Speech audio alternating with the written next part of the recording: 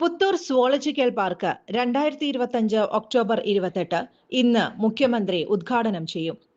Zoological പാർക്കിന്റെ ഉള്ളിലെ parking കണ്ടേറ്റിൽ പ്രത്യേക പവനിയലിലാണ് ഉദ്ഘാടന ചടങ്ങുകൾ നടക്കുക. കേരളത്തിലെ ആദ്യത്തെ സുവോളജിക്കൽ പാർക്ക് മുഖ്യമന്ത്രി പിണറായി വിജയൻ 28-ന് ഉദ്ഘാടനം ചെയ്യും.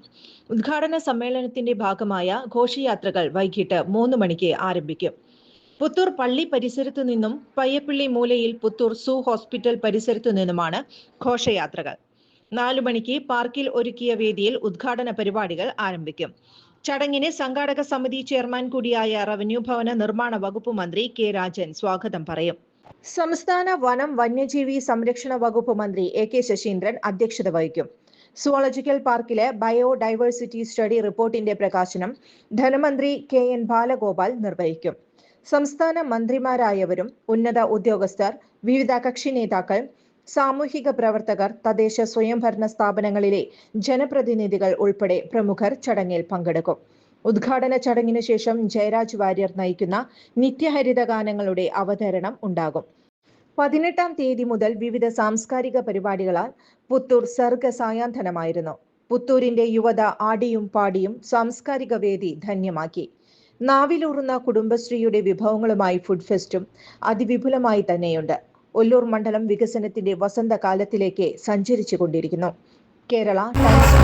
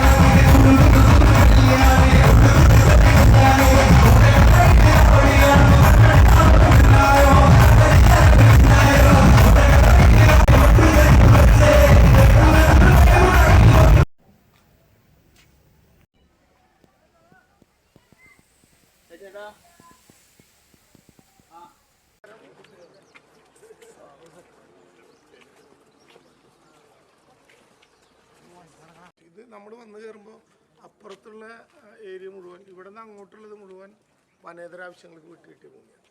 ഇവിടെ നിന്ന് അങ്ങോട്ടേ വനത്തിൻ്റെ സ്റ്റാറ്റസ്. ഇത് നമുക്ക്